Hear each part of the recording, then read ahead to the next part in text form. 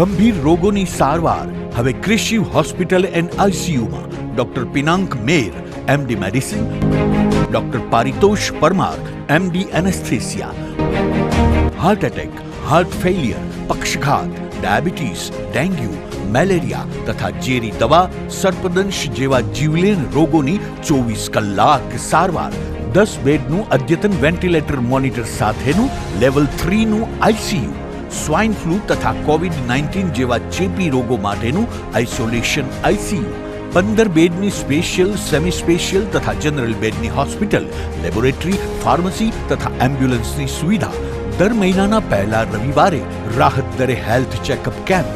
Appointment માટે સંપર્ક 9288 23775. Krishiv hospital and ICU, Om arcade, છઠ્ઠો માળ, ઝાંઝરડા ચોકડી, જુનાગઢ. જી હા, Krishiv hospital and ICU. Hello everyone, this is doctor Pooja ટા from Prerna skin hair and laser clinic Junagadh. ઘણા બધા લોકોની ફરમાઈશ હતી કે ઓમ્બ્રે પાવડર બ્રો ટેકનિક શું છે. જનરલી આપણે શું છે કે બ્રોઝ કરેક્શનની વાત આવે ત્યારે આપણે માઇક્રોબ્લેડિંગ એક જ નામ સાંભળેલું હોય છે. માઇક્રોબ્લેડિંગ જે ઇન્ડિયામાં ઘણા ખરા લોકોએ, જુનાગઢમાં ઘણા ખરા લોકોએ નામ સાંભળ્યું છે, બટ ઓમ્બ્રે પાવડર બ્રોઝ વિશે કોઈને પણ ખબર હોતી નથી. ઓમ્બ્રે પાવડર બ્રોઝનો અર્થ એવો નથી કે આપણે પાવડરથી આઈબ્રો બનાવીએ છીએ, બટ એની જે ટેકનિક છે એના લીધે જે ફાઇનલ લુક મળે છે એ પાવડર સ્પ્રિંકલ કર્યો હોય એ રીતનો મળે છે, જેના લીધે એનું નામ ઓમ્બ્રે પાવડર બ્રો ટેકનિક આપ્યું છે. તો સૌથી પહેલાં આપણે જાણીશું ઓમ્બ્રે શું છે. ઓમ્બ્રે મીન્સ કે changing of colour from light two dark. નાનપણથી લઈને આપણી એજ થાય ત્યાં સુધી આપણા આઈબ્રોના કલરમાં ઘણા બધા ટિન્ટિંગને ચેન્જીસ આવતા હોય છે. પાવડર મીન્સ કે જે ઇફેક્ટ આપણે બ્રોઝ ફિલ કરવા માટે જે પણ આપણે પેલી ઇફેક્ટ આપીએ છીએ, that is the powder look. And technique તો કે એની અંદર આપણે નાના નાના ઘણા બધા ડોટ્સ ક્રિએટ કરીએ છીએ અને આ ડોટ થ્રુ પિગમેન્ટ આપણે આઈબ્રોઝમાં ઇન્સર્ટ કરવામાં આવે છે. શા માટે આ ઓમ્બ્રે પાવડર બ્રો ટેકનિક આટલી ફેમસ છે કે લોકો બધા કરાવે છે? તો એનો એક જ રીઝન છે કે એમાં ખૂબ જ સારો ડિફાઇન્ડ લુક મળે છે, પ્રોપર એકદમ હાઈ ડેફિનેશન લુક મળે છે. પ્લસ એનો એ પોઈન્ટ છે કે ઓઇલી સ્કિન જેની હોય છે એમાં સૌથી મોસ્ટ સુટેબલ છે, જ્યારે માઇક્રોબ્લેડિંગની ઇફેક્ટ ઓઇલી સ્કિન પર એટલી લોંગ લાસ્ટિંગ હોતી નથી. Ombre powder bro technique 1.5 યરથી 2.5 year સુધી લોંગ લાસ્ટિંગ હોય છે. સો દેટ્સ વાય. Thank you.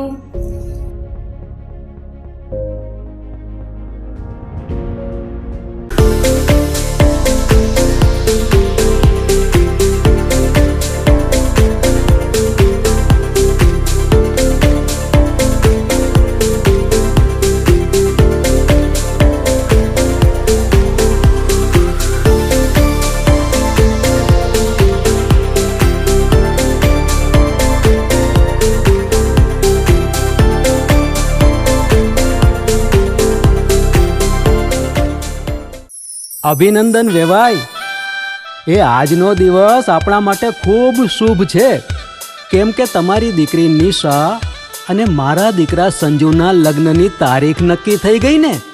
હાજી હાજી પપ્પા, લગ્નની તારીખ તો નક્કી થઈ ગઈ, પણ લગ્ન માટેની જ્વેલરીઓ?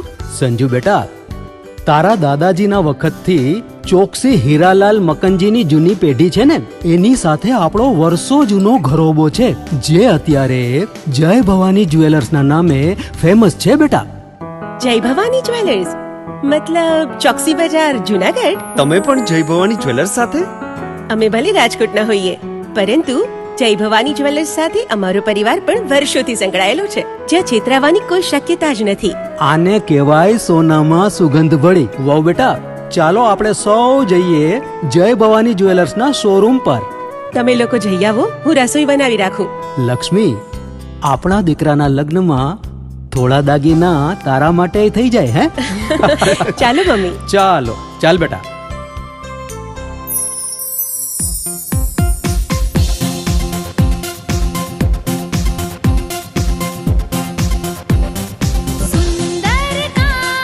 વ્યાજબી દામ, એક જ નામ, જય ભવાની જ્વેલર્સ. તહેવાર વ્યવહાર, બંગડી વીટી હાર, ડિઝાઇન અપાર, જય ભવાની જ્વેલર્સ, જય ભવાની જ્વેલર્સ. એક્સક્લુઝિવ દાગીના ખરીદવા માટે વિશ્વાસપાત્ર એક જ નામ, જય ભવાની જ્વેલર્સ, ચોકસી બજાર, જુનાગઢ.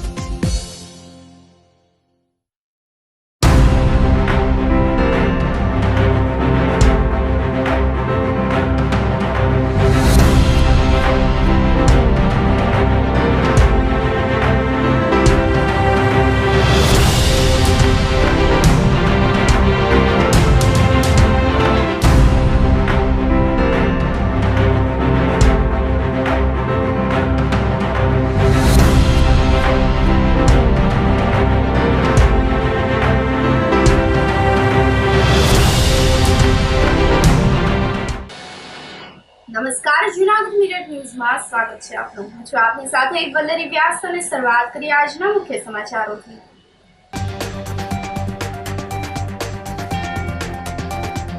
રાજ્યમાં કોરોનાના નવા વેરિયન્ટની એન્ટ્રીના પગલે જૂનાગઢ સિવિલ હોસ્પિટલ સજ્જ.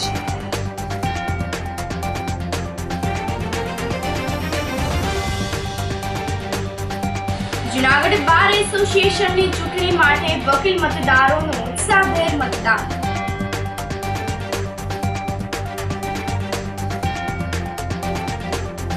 ભગવદ્ ગીતાના શ્લોકના પઠન સાથે ગીતા જયંતિની ઉજવણી.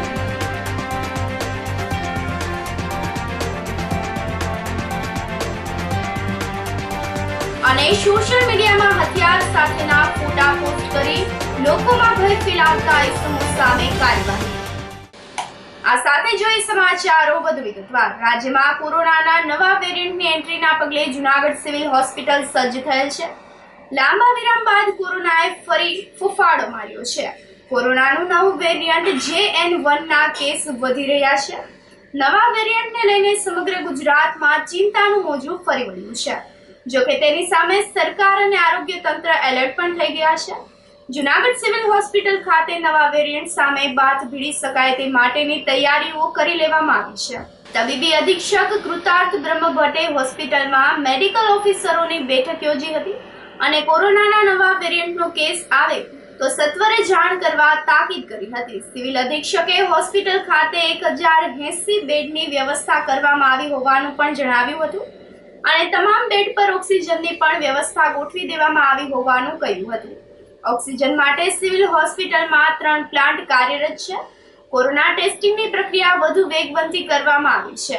માસ્ક, પીપીટી કીટ અને દવાનો પૂરતો સ્ટોક હોવાનું પણ જણાવ્યું હતું. જોકે છેલ્લા 1 વર્ષથી કોરોનાનો એક પણ કેસ નોંધાયો નથી. નમસ્કાર, હું doctor Krutarth Brahmbhatt, medical superintendent, GMERS general hospital Junagadh. કોવિડ-19નું નવું વેરિયન્ટ JN1ના કેસીસ જે પ્રમાણે વધી રહ્યા છે તે બાબતને ખૂબ જ ગંભીરતાપૂર્વક લઈ આજરોજ સિવિલ હોસ્પિટલ જુનાગઢ ખાતે તમામ ક્લિનિકલ વિભાગના HODsની એક મિટિંગ બોલાવવામાં આવેલ હતી તથા તમામ વિભાગના HODsને કોવિડ-19ના નવા વેરિયન્ટ સંદર્ભે એલર્ટ રહેવા માટે સૂચના આપવામાં આવેલ હતી. ખાસ કરીને મેડિસિન વિભાગમાં ILI એટલે કે ઇન્ફ્લુએન્ઝા લાઇક ઇલનેસના કેસીસનું મોનિટરિંગ કરવા માટે સૂચના આપેલ હતી તથા જો આ કેસીસમાં કોઈપણ જાતનો વધારો જોવા મળે તો તેની તાત્કાલિક માહિતી અત્રે આપવા જણાવેલ હતું. આ ઉપરાંત અન્ય તમામ વિભાગોને કોવિડ-19 સંદર્ભે એલર્ટ મોડ પર રહેવા માટે સૂચના આપેલ છે. અત્રેની હોસ્પિટલ ખાતે કુલ 1180 બેડની વ્યવસ્થા છે અને આ તમામ બેડ ઓક્સિજન સુવિધા સાથેના એટલે કે તમામ બેડ પર ઓક્સિજનનો સપ્લાય ઉપલબ્ધ છે. ઓક્સિજન બાબતે આપણી પાસે 3 PSA પ્લાન્ટ છે જેનું મોક ડ્રિલ ઓલરેડી થઈ ચૂકેલું છે તથા ઓક્સિજનની 2 ટેન્ક છે અને આ ઉપરાંત તમામ બેડ સુધી ઓક્સિજન પહોંચાડવાની પણ પૂરતી વ્યવસ્થા કરવામાં આવેલ છે. કોવિડના ટેસ્ટિંગનું કામગીરી અત્યારે પણ ચાલુ છે. જ્યારે પણ કોઈ દર્દી કોવિડ ટેસ્ટ માટે આવે ત્યારે કોવિડનો ટેસ્ટ કરવામાં આવે છે. એ કામગીરી બંધ કરવામાં આવેલ નથી. કોવિડના ટેસ્ટ કરવાના ચાલુ જ છે અને મેં કીધું એમ ઇન્ફ્લુએન્ઝા લાઇક ઇલનેસનું મોનિટરિંગ કરવામાં આવશે અને જરૂર જણાય ટેસ્ટ કિટ્સ પૂરતી ઉપલબ્ધ કરાવવામાં આવશે. જૂનાગઢમાં છેલ્લા ઘણા સમયથી અંદાજિત 1 વર્ષથી કોવિડનો કોઈ કેસ નોંધાયેલ નથી પરંતુ જે પ્રમાણે કોવિડ-19નું નવું વેરિયન્ટ JN1ની હાઈ ટ્રાન્સમિસિબિલિટી એટલે કે ખૂબ ઝડપથી કેસીસનું સંખ્યામાં જે વધારો થઈ રહ્યો છે તે જોતા સાવધ રહેવાની જરૂરિયાત છે. અત્રેના ફાર્મસી વિભાગમાં પણ સૂચના આપી દેવામાં આવેલ છે તથા તે સંબંધે N95 mask, triple layer mask, gloves તથા હેન્ડ સેનિટાઇઝર્સ પૂરતા પ્રમાણમાં ઉપલબ્ધ છે. PPE કીટ પણ પૂરતા પ્રમાણમાં ઉપલબ્ધ છે. કોવિડના મેનેજમેન્ટ માટેની જરૂરી તમામ દવાઓ પણ પૂરતા પ્રમાણમાં ઉપલબ્ધ છે. ધુમ્મસ આકાશમાં વાદળ વચ્ચે સોરઠમાં ઠંડીનું મોજું યથાવત રહ્યું છે. જૂનાગઢના ગિરનાર પર સવારે લઘુત્તમ તાપમાન 10.5 ડિગ્રી નોંધાયું હતું.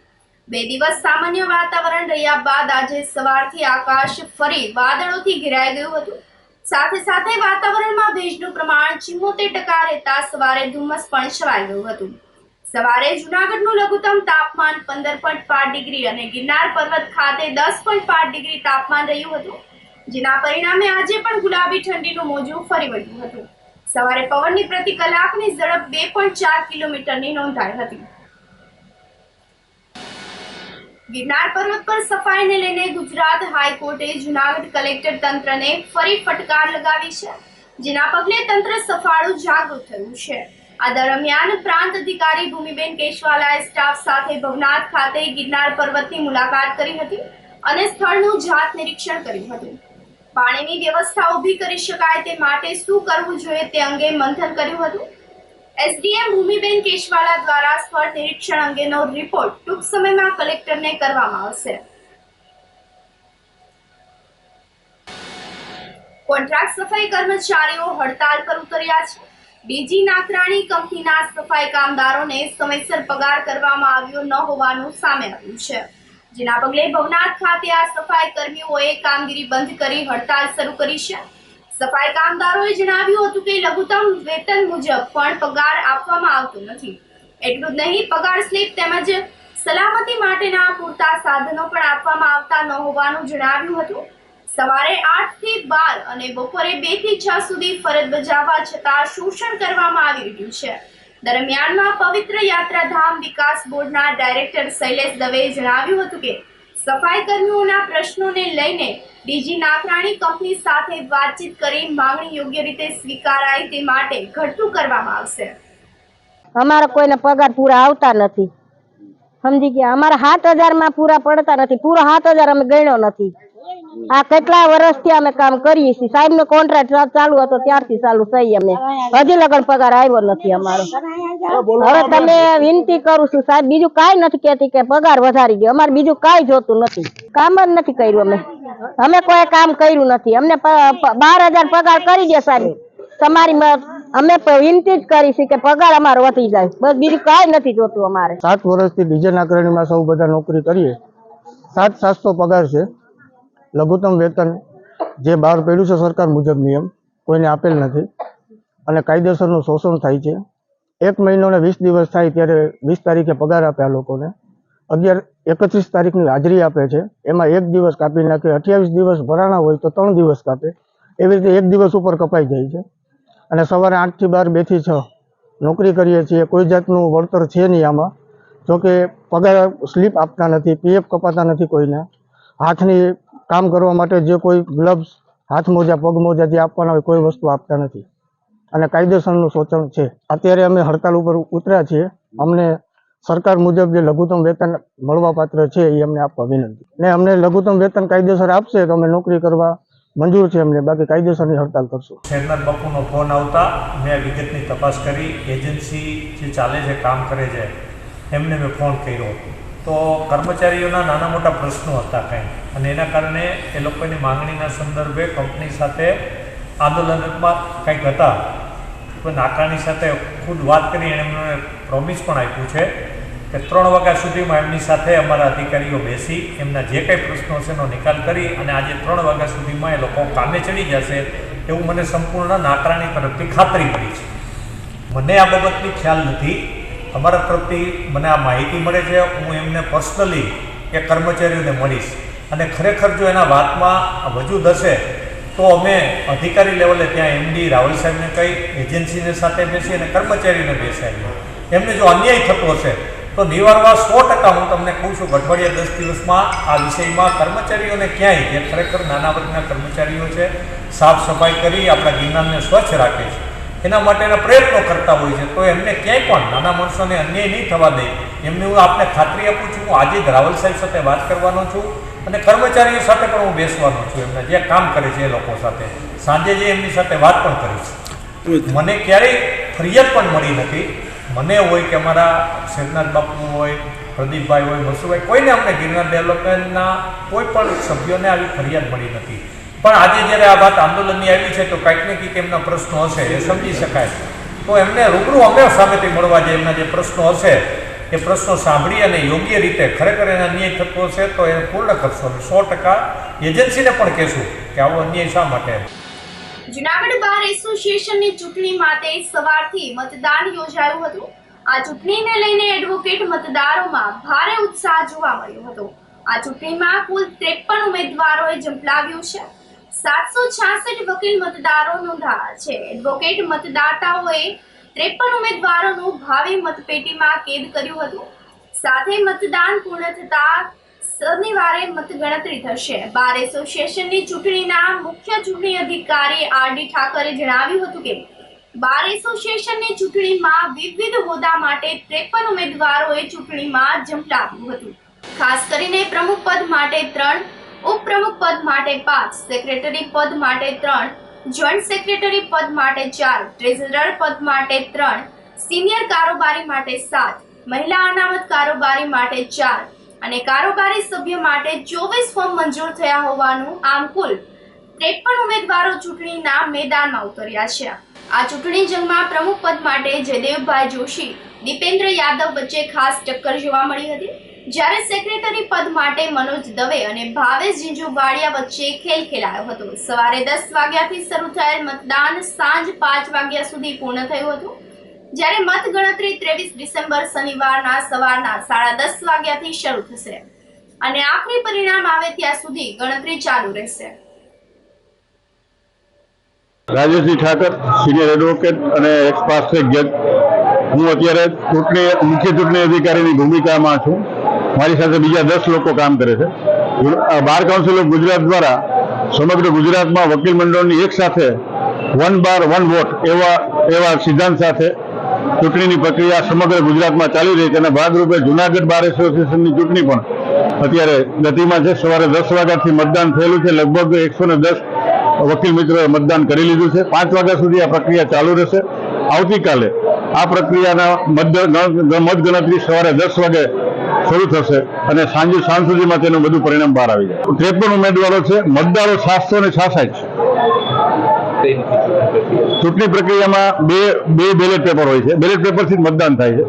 એમાં એક બેલેટ પેપરમાં હોદ્દેદારો એટલે કે ઓફિસ બેરરની હોય છે અને એક કારોબારી સમિતિની હોય છે અને બેલેટ પેપરથી અમારી મતકુટીરમાં 7 મતકુટીરો છે.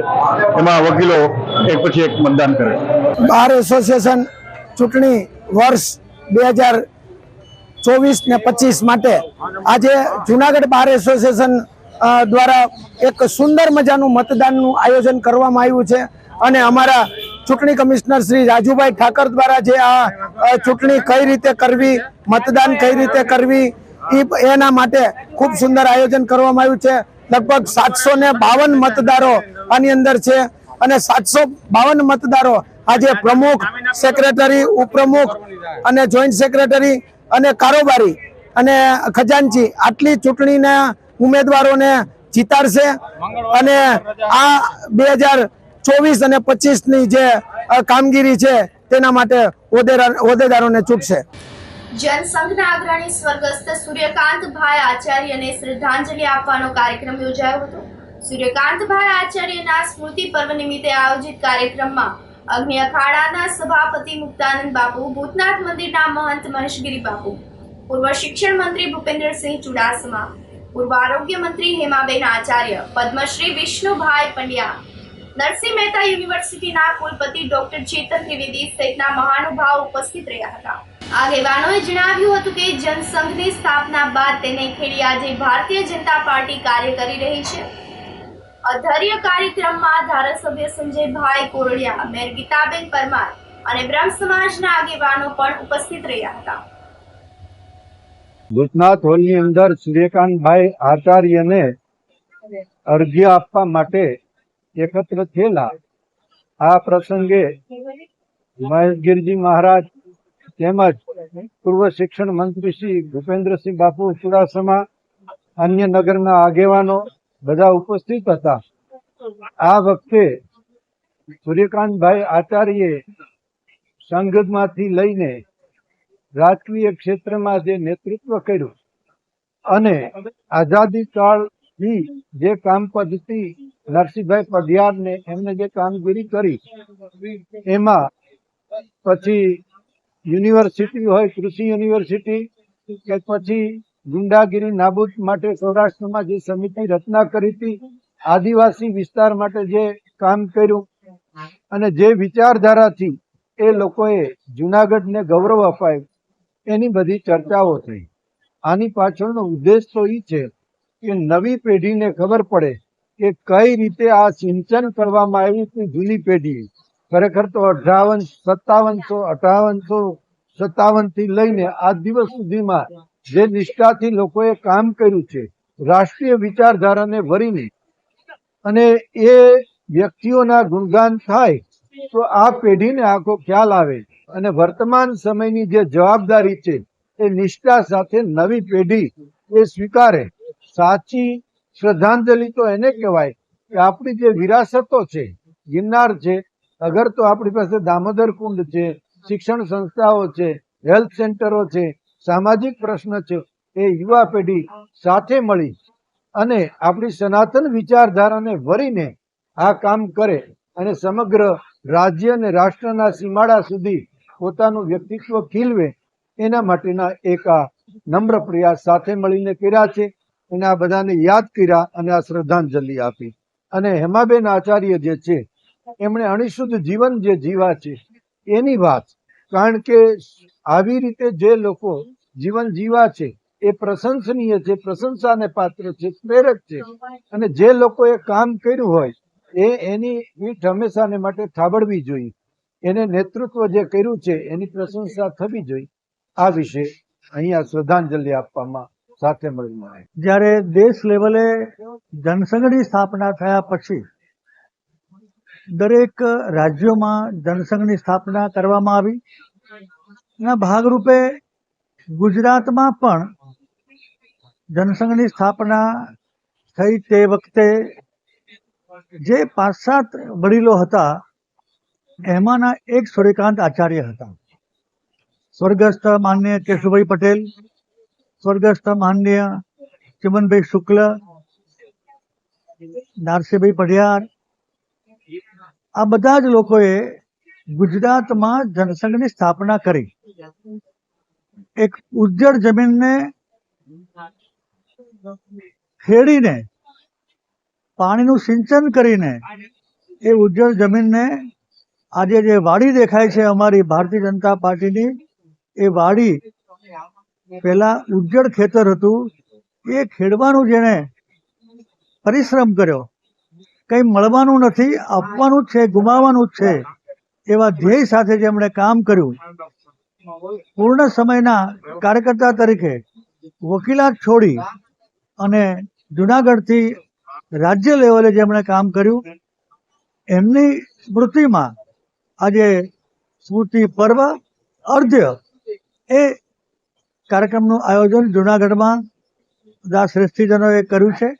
એના ભાગરૂપે હું આજે આવ્યો છું. મને સદભાગ્ય પ્રાપ્ત થયું છે કે મેં સૂર્યકાંતભાઈ આચાર્ય સાથે પણ કામ કર્યું છે અને અત્યારે નવી પેઢી સાથે પણ હું કામ કરું છું. સૂર્યકાંતભાઈ આચાર્યની સમકક્ષ જેમણે કામ કર્યું છે એ બધા જ આજે અમારું જે શિખર દેખાય છે એ ઉજળા શિખરના પાયામાં સૂર્યકાંતભાઈ જેવા, નરસિંહભાઈ જેવા, કેશુભાઈ અને ચિમનભાઈ શુક્લ જેવા અનેક આગેવાનો, સેંકડો કાર્યકર્તાઓના કામને કારણે આજે આ લેવલે અમે પહોંચ્યા છીએ. અને એમણે વાવેલું બી, રામ મંદિર બનાવીશું, 370 હટાવીશું, એ 52માં લીધેલો સંકલ્પ આજે નરેન્દ્રભાઈ મોદીના હસ્તે સિદ્ધ થાય છે. એનો પણ અમને આનંદ છે. પણ એ આનંદના મૂળમાં સ્વર્ગસ્થ સૂર્યકાંતભાઈ અને આગેવાનો છે. જુનાગઢમાં દવા લેવા જતી પત્નીની પાછળ રિક્ષામાં પહોંચી પતિએ વાળ પકડી પછાડી મારી ઈજા પહોંચાડી હતી. જુનાગઢ તાલુકાના ગલિયાવાડ ગામે રહેતા 26 વર્ષીય ગીતાબેન પતિ સંજયભાઈ જયંતિભાઈએ માર્યો હોય, જેથી ઈજા થવાથી ગીતાબેન તેમના પિયરના ઘરે દવા લેવા જતા હતા. ત્યારે જુનાગઢમાં બોર્ડિંગ વાસ પાસે પોતાની રિક્ષામાં આવીને પતિ સંજયભાઈએ પાછળથી વાળ પકડી પછાડી દઈ અને માર્યો હતો. આ અંગે પીડિતાએ ફરિયાદ કરતા મહિલા પોલીસે પતિ વિરુદ્ધ ગુનો નોંધીને ધોરણસરની કાર્યવાહી હાથ ધરી હતી. વિશેષ તપાસ પીએસઆઈ એને શુક્લા ચલાવી રહ્યા છે. આ સાથે જ સમાચારોમાં સમય થઈ રહ્યો છે એક નાનકડા વિરામનો.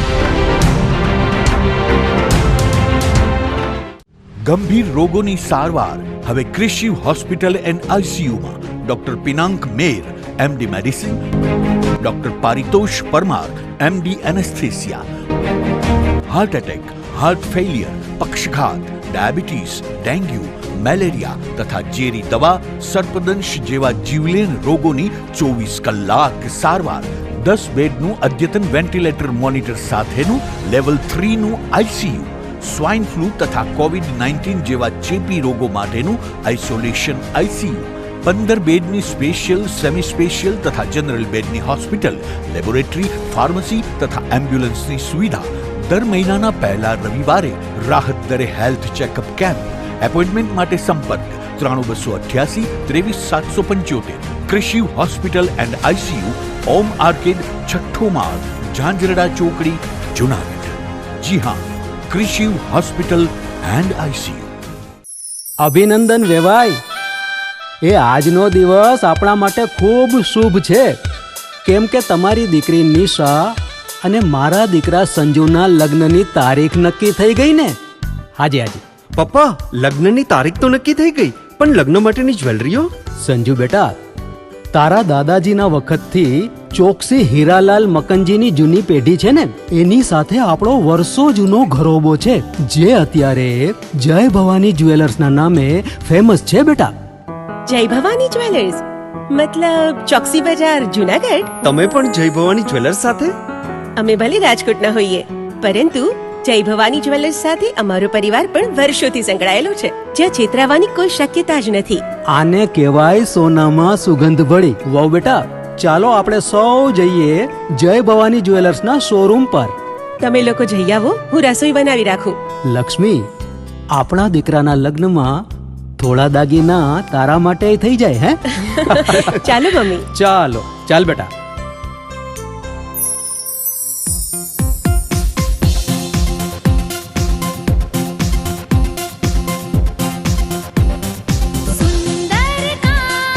વ્યાજબી દામ, એક જ નામ, જય ભવાની જ્વેલર્સ. તહેવાર વ્યવહાર, બંગડી વીંટી હાર, ડિઝાઇન અપાર, જય ભવાની જ્વેલર્સ, જય ભવાની જ્વેલર્સ.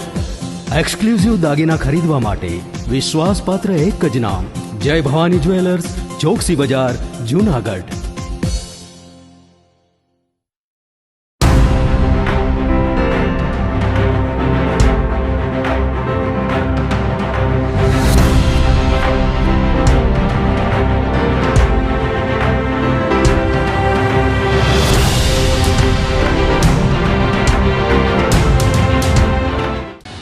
વિરામ બાદના સમાચારોમાં સ્વાગત છે આપનું.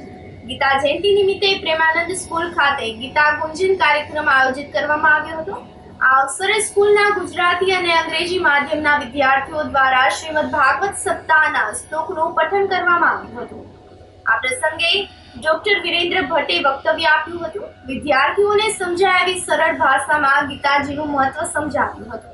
વર્તમાન સમયના પ્રશ્નો સ્ટ્રેસ, હતાશા, નિરાશા, નકારાત્મકતા, સંઘર્ષ વગેરેમાંથી કેવી રીતના હકારાત્મકતા કેળવવી, જીવનમાં જોશ ઉત્સાહ વધે તે અંગે ઉદાહરણો દ્વારા બોધ પાઠવ્યું હતું.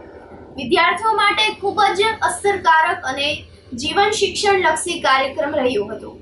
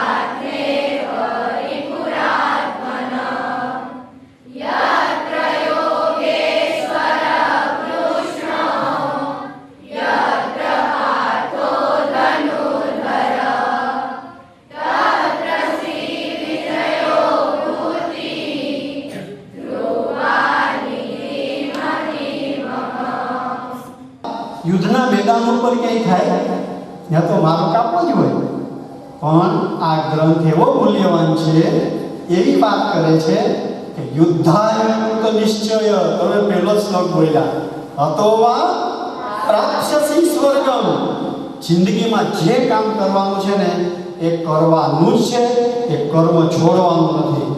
શ્રેષ્ઠ રીતે અર્જુન તારે લડવાનું જ. હતોવા પ્રાપ્સ્યસી સ્વર્ગમ, તું જો મૃત્યુ પામીશ ને તો તને સ્વર્ગના સુખ મળશે, અને તો જે જીતીશ તો આ પૃથ્વી ઉપરને બધી જ સમૃદ્ધિ, બધા જ સુખો તારા ચરણમાં આવશે. તસ્માત ઉત્તિષ્ઠ કૌંતેય, અર્જુન આવી નમાલી ભાષા, આવી ભાગી જવાની વૃત્તિવાળી ભાષા, મારે લડવું નથી એવી નિરાશાવાળી અને નકામી વાતો લઈને તો ઊભો છો. તસ્માત ઉત્તિષ્ઠ, લમણે હાથ દઈને બેસી ગયેલા, રથના ઠાઠિયા ઉપર બેસી ગયેલા અર્જુનને કૃષ્ણ ભગવાન કહે છે, તસ્માત ઉત્તિષ્ઠ કૌંતેય, હે કૌંતેય, કુંતાનો પુત્ર અર્જુન, તું ઊભો થા, યુદ્ધાય કૃત નિશ્ચય, લડવા માટે તૈયાર થઈ જા. હવે અર્જુનને તો તલવારથી ને બાણથી લડવાનું હતું. વાસ્તવમાં હર ક્ષણે આપણે પણ બધા અંદર લડતા રહેવા છીએ. ગત જૂન જુલાઈ મહિનામાં ભારે વરસાદના કારણે ખેડૂતોના પાકને ભારે નુકસાન થયું હતું, જેની સહાયનું ચૂકવણું શરૂ કરવામાં આવ્યું છે. એમાં પણ મસમોટા ગોટાળા સામે આવ્યા છે. જૂનાગઢ જિલ્લામાં જૂન જુલાઈ દરમિયાન અતિ ભારે વરસાદ થવાથી ખેડૂતો પાયમાલ થઈ ગયા હતા, અને હવે ધરતીપુત્રોને સહાયની રકમ ચૂકવવામાં આવી રહી છે. પરંતુ ભિયાળ ગામના 3 થી વધુ ખેડૂતોને સહાયમાં ગડબડ જોવા મળી છે, જેમાં મૃત વ્યક્તિના નામ સહાયના લિસ્ટમાં હોવાનો ગોટાળો બહાર આવ્યો છે.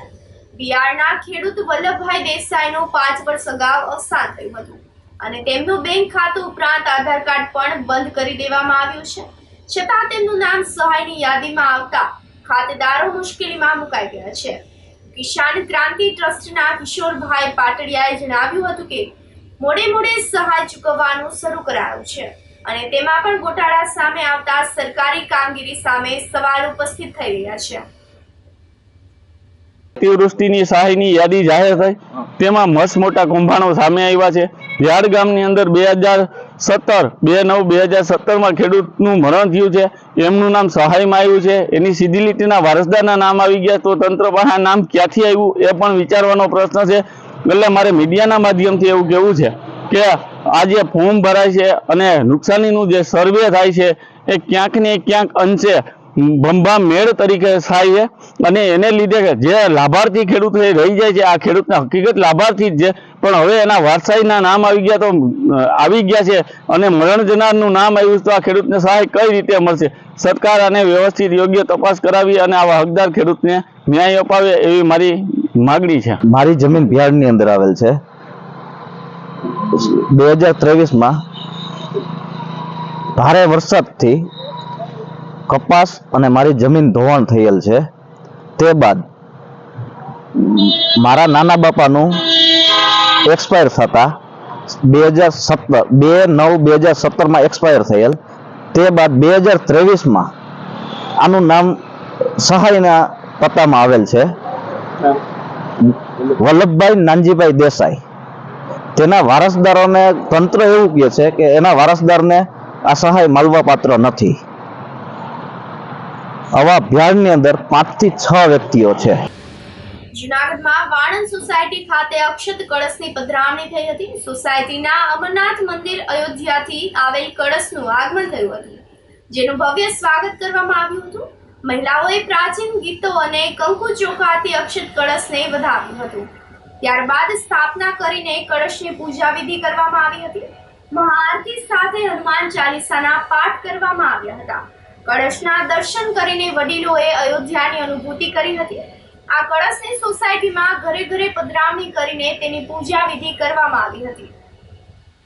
અહીંયા આજે વાણંદ સોસાયટીમાં અમારા અમરનાથ મહાદેવ મંદિરના પટાંગણમાં જે અયોધ્યાથી અક્ષત કુંભ આવેલો હતો તેની પધરામણી કરેલ હતી. આરતી પૂજા તેમજ હનુમાન ચાલીસાના પાઠ કરેલ હતા.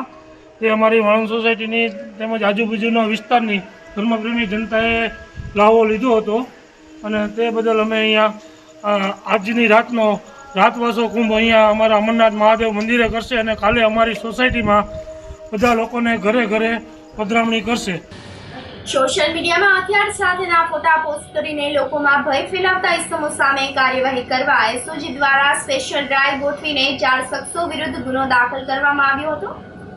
ડીઆઈજી નિલેશ જાજડિયા અને એસપી અરશદ મહેતાની સૂચનાથી એસઓજીના પીઆઈ એએમ ગોહિલ અને તેમના સ્ટાફ દ્વારા સ્પેશિયલ ડ્રાઈવ ગોઠવીને અફઝલ શેખ નામની આઈડીમાં છરી સાથેના ફોટા અપલોડ કરવા સબબ જૂનાગઢના અફઝલ અલીભાઈ શેખ ઇન્સ્ટાગ્રામ પર ધાર્યું હાથમાં રાખીને ફોટો મૂકવા બદલ માંગરોળના સુલેમાન ગુલ મોહમ્મદ બાઉદ્દીન મુસ્તાક જૂનાગઢનો 47 નામની આઈડીમાં છરી સાથેનો ફોટો મૂકતા જૂનાગઢના મુસ્તાક સલીમભાઈ બ્લોચ અને હથિયારથી હવામાં ફાયરિંગ કરતો વિડીયો ઇન્સ્ટાગ્રામ પર અપલોડ કરવા સબબ બેસાણ તાલુકાના ખારજિયા વાકુના ગામના સંજયભાઈ ધનજીભાઈ બોરા વિરુદ્ધ ગુનો નોંધીને કાયદેસરની કાર્યવાહી હાથ ધરવામાં આવી છે. મારું નામ મુસ્તાક સલીમભાઈ બ્લોચ.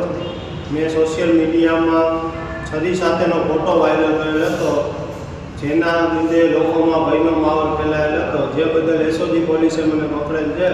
હવે પછી આવી ભૂલ નહીં કરું, તે બદલ હું માફી માંગુ છું. મારું નામ છે અફઝલ અલીભાઈ છે. મેં છરી સાથે ફોટો વાયરલ કર્યો હતો, જેના લીધે લોકોમાં ભયનો માહોલ ફેલાય એ બાદ મને એસઓજી પોલીસે પકડી પાડ્યો છે. હવે આવી ભૂલ નહીં કરું, હું માફી માંગુ છું. મારું નામ સંજય ધનજીભાઈ બોરા. મેં સોશિયલ મીડિયામાં એરગન સાથેનો વિડીયો વાયરલ કર્યો હતો, તેના લીધે લોકોમાં ભયનો માહોલ ફેલાયેલ હતો, જે બદલ એસઓજી પોલીસે મને પકડેલ છે. હવે પછી આવી ભૂલ નહીં કરું, જે બદલ હું માફી માંગુ છું. ખૂની હુમલાનો ભોગ બનેલા જૂનાગઢના આંબેડકર નગરના યુવાનનું સારવાર દરમિયાન મૃત્યુ થતા આ બનાવ હત્યામાં પલટ્યો છે. પોલીસે હત્યાનો ગુનો નોંધીને આગળની તપાસ હાથ ધરી છે. શહેરના આંબેડકર નગરમાં આવેલ દશામાના મંદિર પાસે રહેતા જિગ્નેશભાઈ ચેન્દુભાઈ વાળા ઉંમર વર્ષ 27 નામનો યુવાન 15 ડિસેમ્બરની રાત્રિએ તેની બહેન હંસાબેન સાથે માવો ખાવા માટે ગયો હતો. ત્યારે મયુર ઉર્ફ બુખરો સોલંકી ગાળો બોલતો હોય તેથી જિગ્નેશ વાળાએ તેને ગાળો બોલવાની ના પાડતા ઇસમ ઉશ્કેરાઈ જઈને છરી વડે હુમલો કર્યો હતો, જેમાં યુવકને ગંભીર ઈજા થતા સારવાર માટે રાજકોટ ખાતે ખસેડવામાં આવ્યો હતો. આ બનાવ અંગે યુવાનના ભાભી કિરણબેન રાહુલભાઈ વાળાની ફરિયાદ લઈને એ ડિવિઝન પોલીસે હત્યાની કોશિશનો ગુનો નોંધીને તપાસ હાથ ધરી હતી. દરમિયાનમાં ગુરુવારની સવારે 6 દિવસની સારવાર દરમિયાન જિગ્નેશ વાળાનું રાજકોટ ખાતે મૃત્યુ થતા આ બનાવ હત્યામાં પલટી ગયો હતો. તપાસનીશ પીઆઈ વિજય સાવજે જણાવ્યું હતું કે આ બનાવમાં તે સમયે આરોપીની છરી સાથે ધરપકડ કરી લેવામાં આવી હતી અને 24 કલાકમાં એફએસએલ સહિતનું ઇન્વેસ્ટિગેશન પૂર્ણ કરીને આરોપીને જેલ હવાલે કરી આપવામાં આવ્યો હતો. હવે જ્યારે યુવાનનું સારવાર દરમિયાન મૃત્યુ થતા આ બનાવમાં આરોપી સામે હત્યાનો ગુનો નોંધીને આગળની તપાસ હાથ ધરવામાં આવી છે. પાછળની ગલીમાં ગાળો બોલાતી હતી તો જિગ્નેશભાઈ તરત દોડીને ગયા. મારા ઘર પાસે જિગ્નેશભાઈ ઉભા હતા. ગાળો શું બોલે છે? તારા ઘરની પાછળ જ બોલે છે. મેં જોડો મયુર છે. જિગ્નેશભાઈ તરત અહીંયા પૂકી ગયા ઘટના સ્થળે. ગાળો બોલતા હતા ને જિગ્નેશભાઈ ગાળો શું બોલે છે? પી ગયો મયુરભાઈ કે તારે શું છે કે તું અહીંયા આવી જા. પછી જિગ્નેશભાઈ માથે હુમલો કર્યો. 2 છરી હતી ને 1 ફરસી કુવાડી હતી. જૂનાગઢ આંબેડકર નગર બિલખા રોડ દશામાના મંદિર પાસે ઘટના બની. ઘટના સ્થળે અમે લઈને સિવિલમાં તરત જ પહોંચ્યા છે. સિવિલમાં પહોંચાડતા હતા તો કીધું તરત જ રાજકોટ પુગાડો ભાઈ. રાજકોટ લઈ ગયો. રાજકોટમાં સારવાર 6-7 દી રાખે સારવાર તરફ નિધન થયું. ગઈ તારીખ 15મી ડિસેમ્બરના રાત્રિના 11 વાગ્યા આસપાસ જિગ્નેશભાઈ વાળાને મયુર ઉર્ફે બુખરા સોલંકી નામના શખ્સે પોતાની અંગત અદાવત અને અગાઉ જે કંઈ બોલાચાલી થયેલી તેને ધ્યાને રાખીને રાત્રિના સમયે છરીના આડેધડ ઘા મારેલા. તો તેને માથાના ભાગે, ગળાના ભાગે, પડખામાં અને પેટ પર ઈજા થયેલી. જે તે સમયે એ ડિવિઝન પોલીસ સ્ટેશનમાં આઈપીસીની કલમ 307 મુજબ ગુનો દાખલ કરવામાં આવેલો, તેમજ અમને સિવિલ હોસ્પિટલ જૂનાગઢથી રાજકોટ રિફર કરેલા. ત્યાં સારવાર દરમિયાન છે આ જિગ્નેશભાઈ વાળા મરણ ગયેલા છે. આ બાબતે એ ડિવિઝન પોલીસ સ્ટેશનમાં જે આરોપી મયુર ઉર્ફે બુખરો સોલંકી છે તેની તે દિવસે ધરપકડ કરવામાં આવેલી અને હાલ તે જ્યુડિશિયલ કસ્ટડીમાં હોય આ બાબતે એ ડિવિઝન પોલીસ સ્ટેશનમાં આઈપીસીની કલમ 302 મુજબનો ઉમેરો કરી નામદાર કોર્ટમાં રિપોર્ટ કરવામાં આવશે. તપાસ દરમિયાન અન્ય કોઈ વ્યક્તિનું નામ હજી સુધી આવેલું નથી, પરંતુ એમને જે કે ભૂતકાળમાં બોલાચાલી થયેલી તેની અદાવત રાખી અને આ મયુર સોલંકી છે જિગ્નેશભાઈ વાળા પર હુમલો કરેલાનું પ્રાથમિક તપાસ દરમિયાન સામે આવેલું છે. ધોરાજી તાલુકા રાજપૂત સમાજનું સ્નેહ મિલન આયોજિત કરવામાં આવ્યું હતું. આ તકે ઉપસ્થિત અગ્રણીઓ હોદ્દેદારોનું સન્માન કરવામાં આવ્યું હતું. નોકરીમાં બઢતી મેળવનાર રાજપૂત સમાજના અધિકારીઓ અને કર્મચારીઓને પણ સન્માનિત કરવામાં આવ્યા હતા. સ્નેહ મિલન સમારંભમાં મોટી સંખ્યામાં રાજપૂત સમાજના પરિવારો, હોદ્દેદારો, આગેવાનો અને કાર્યકર્તાઓ ઉપસ્થિત રહ્યા હતા. ધોરાજી શહેર તેમજ તાલુકા આજે સ્નેહ મિલન સંદર્ભે સમાજના દરેક ભાઈઓ તાલુકામાંથી તેમજ શહેરમાંથી સમાજના ભાઈઓ તથા બહેનોએ હાજરી આપી સમાજ તરફથી વિશિષ્ટ યોગદાન જેને આપ્યું છે કે ભણવામાં, નોકરીઓમાં એમનું સન્માન કર્યું. આગેવાનો, અધિકારીઓ એમનું પણ સન્માન કર્યું. અને દર વર્ષે અમે સ્નેહ મિલનનો કાર્યક્રમ યોજીએ છીએ. સર્વે ભાઈઓનો સાથ અને સહકાર મળે છે. અને ધોરાજી ક્ષત્રિય સમાજ છેલ્લા 40 વર્ષથી આ આયોજન કરે છે, દશેરાનું તેમજ સ્નેહ મિલનનું, અને દરેક ભાઈઓને આવકાર મળે છે, સાથ અને સહકાર મળે છે. ધોરાજી તાલુકા રાજકીય ક્ષત્રિય સમાજ વતી આજે અમે સ્નેહ મિલનનો કાર્યક્રમ રાખ્યો હતો, જેની અંદર નવા નોકરીમાં જોઈન્ટ થયા એનું સન્માન કર્યું, નિવૃત્ત થયા એવા છોકરાઓનું સન્માન કર્યું છે. અને દર વર્ષે અમારો આખો સમાજ મળીને હરખભેર જમી અને આનંદથી આવા પ્રોગ્રામ કરે છે. કેશોદ અને માંગરોળ વિસ્તારની પરણિતાને પતિ સહિત સાસરિયાનો ત્રાસ હોવાની ફરિયાદ થતા પોલીસે તપાસ હાથ ધરી છે. હાલ કેશોદ તાલુકાના રંગપુર ગામે રહેતા 41 વર્ષીય શારદાબેન લગ્ન વર્ષ 2015માં રાજકોટ ખાતે રહેતા નિલેશભાઈ ગોકળભાઈ દેવાણી સાથે થયા હતા, પરંતુ પછી એ માનસિક શારીરિક દુઃખ ત્રાસ આપી અને મારકુટ કરીને પહેરેલ કપડે કાઢી મૂક્યા હોવાની ફરિયાદ પરણિતાએ કરતા કેશોદ પોલીસે તપાસ હાથ ધરી છે. આ સાથે જ ફરી એક નજર કરી આજના મુખ્ય સમાચારો પર.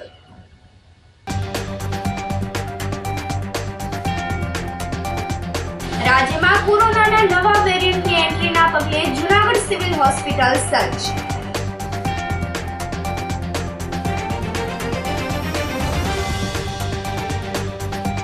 જૂનાગઢ બાર એસોસિએશનની ચૂંટણી માટે વકીલ મતદારોનું ઉત્સાહભેર મતદાન.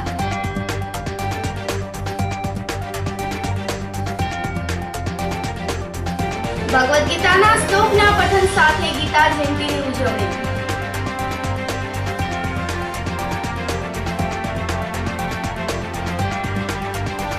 અને સોશિયલ મીડિયામાં હથિયાર સાથેના ફોટા પોસ્ટ કરી લોકોમાં ભય ફેલાવતા ઇસમો સામે કાર્યવાહી. સમાચારોમાં આજે બસ આટલું જ. ફરી મળીશું. રજા આપશો. નમસ્કાર.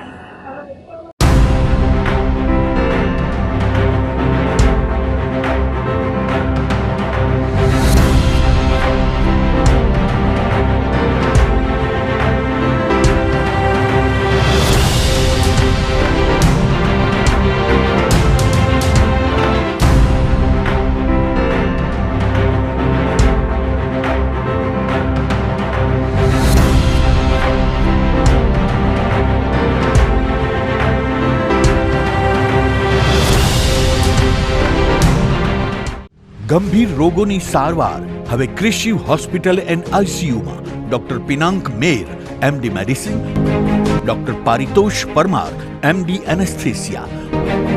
હાર્ટ એટેક, હાર્ટ ફેલિયર, પક્ષઘાત, ડાયાબિટીસ, ડેન્ગ્યુ, મેલેરિયા તથા ઝેરી દવા, સર્પદંશ જેવા જીવલેણ રોગોની 24 કલાક સારવાર. 10 બેડનું અદ્યતન વેન્ટિલેટર મોનિટર સાથેનું લેવલ 3નું આઈસીયુ. સ્વાઇન ફ્લૂ તથા કોવિડ-19 જેવા ચેપી રોગો માટેનું આઇસોલેશન આઈસીયુ. 15 બેડની સ્પેશિયલ, સેમી સ્પેશિયલ તથા જનરલ બેડની હોસ્પિટલ, લેબોરેટરી, ફાર્મસી તથા એમ્બ્યુલન્સની સુવિધા. દર મહિનાના પહેલા રવિવારે રાહત દરે હેલ્થ ચેકઅપ કેમ્પ. એપોઇન્ટમેન્ટ માટે સંપર્ક 9288 23 775. Krishiv hospital and ICU, Om arcade, છઠ્ઠો માળ, ઝાંઝરડા ચોકડી, જુનાગઢ. જી હા, ક્રિશિવ હોસ્પિટલ એન્ડ આઈસીયુ.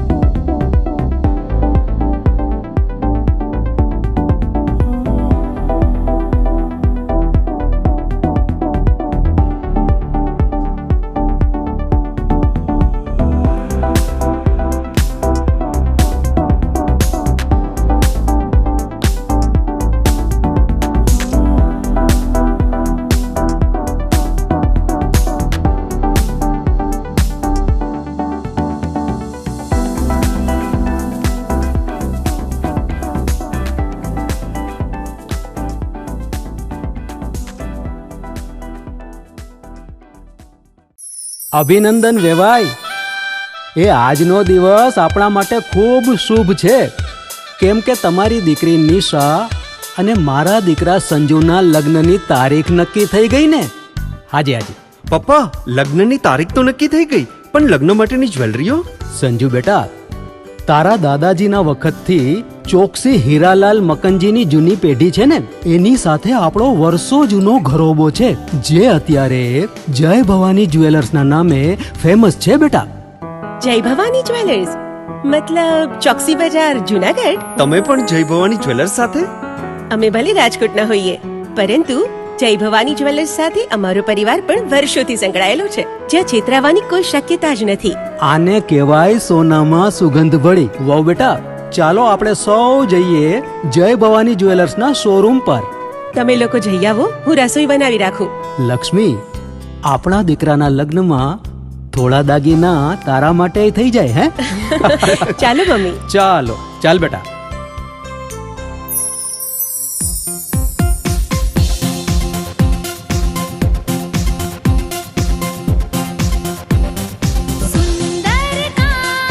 વ્યાજબી દામ, એક જ નામ, જય ભવાની જ્વેલર્સ. તહેવાર વ્યવહાર, બંગડી વીંટી હાર, ડિઝાઇન અપાર, જય ભવાની જ્વેલર્સ, જય ભવાની જ્વેલર્સ. એક્સક્લુઝિવ દાગીના ખરીદવા માટે વિશ્વાસપાત્ર એક જ નામ, જય ભવાની જ્વેલર્સ, ચોકસી બજાર, જુનાગઢ.